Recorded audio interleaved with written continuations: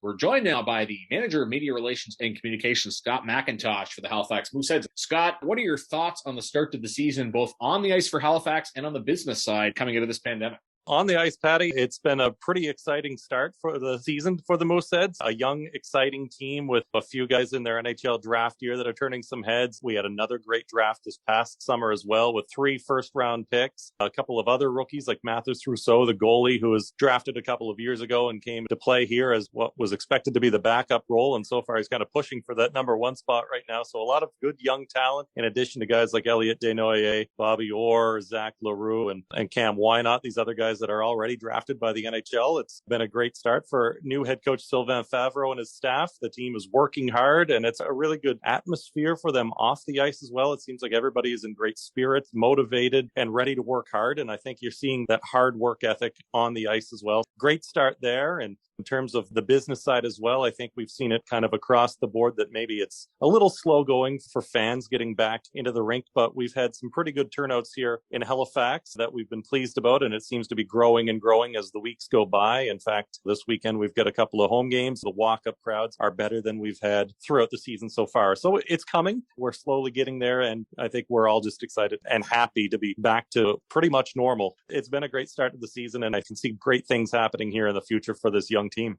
Most teams, of course, just had season ticket holders in the rink last year. Halifax had a different approach with the 2 half-season ticket bundles. Do you think that ended up having a positive impact on your attendance this year, that approach? How did that play out in the long term? I think so. I think it was as fair as we could do it because we have more season ticket members than we were allowed to have total people in the building. So in order to kind of appease them as much as possible and make things seem fair enough, I think we were able to get them into the building as many as they wanted to and to get a taste of the product that they would be seeing for years to come. Like I said, there was a great batch of rookies last year that are there finally getting their first taste of what it's really like to play in Halifax in front of these fans this year, because diminished crowds last year, we were really limited to what we were allowed to have in the building. And there was some positive feedback for the way that we did things with the tickets last year. I talked to many season ticket members who thought it was a very fair approach, and some were even able to buy the full bundles to come to all games. It was an interesting way to go about things, and our president, Brian Urquhart, had a major hand in that with his creative abilities, so it's worked out for the best. Going back to the on-ice product,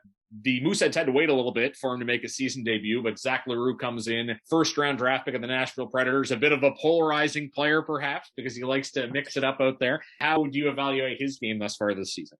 He's coming along. He is a polarizing player, but I enjoy it because he's kind of that throwback style of player that you don't see every day now. Not afraid to get in and mix it up. A guy that can play well on offense, but also throw the body around and get a little hectic after the whistles as well, which is a little entertaining. I think that he's maybe not had the start exactly that he's wanted to the season, although the top line with him and Elliot Desnoyers and Jordan Dumais have been very, very good at times, putting up a lot of points. But I think that Zach still has a ways to go to get to where he wants to be in order to crack the NHL possibly as early as next year. So I know that's a work in progress for him. And he did have a goal over the past weekend, but he's kind of just missing a little bit something so far that he'll need to change in his game to get to where he wants to be.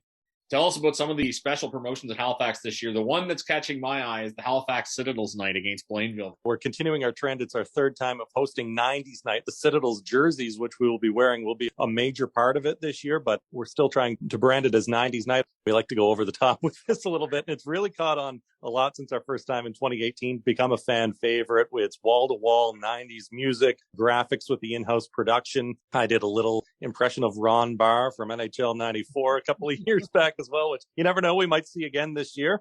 But we are wearing our version of Halifax Citadels jerseys, which our graphic designer Riley Scott has done a great job of coming up with. And we have them in the building now. I have them in my office, actually, and they look pretty fancy. It's going to be a fun night. Lots of promotions going on that'll be 90s style. We like to throw in a little prizing as well, that throwback gear. So looking forward to it.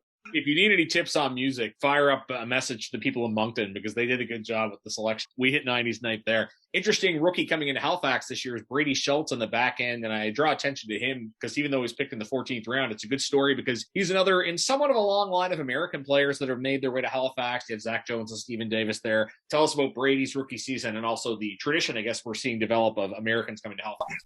It's the most we've had in some time now on the roster this season, and Brady has kind of come in not really well known to what he could bring to the table in terms for the coaching staff, and even Cam Russell and the scouts who did see him a couple of years ago, took a flyer on him in the 14th round and really played his way onto this team. He has a long line of bloodlines of hockey stardom in his family. Norm Barnes is his grandfather, was a former NHL All-Star with the Philadelphia Flyers, a defenseman back in the day in the late 70s and early 80s, played for the Whalers as well. And a very good story because he's quickly turned into one of the better defensemen here for the Mooseheads. He's quickly become known here for his ability to block shots. He has a very quick feet, moves the puck well, makes smart decisions, doesn't seem to panic coming out of his own zones. He looks like a very mature kid on the ice. He plays bigger than he really is as well, about 5'10", but not afraid to throw the weight around. It seems to have a good head on his shoulders and makes the smart decisions. So he's been a pleasant surprise so far for Sylvain Favreau's staff.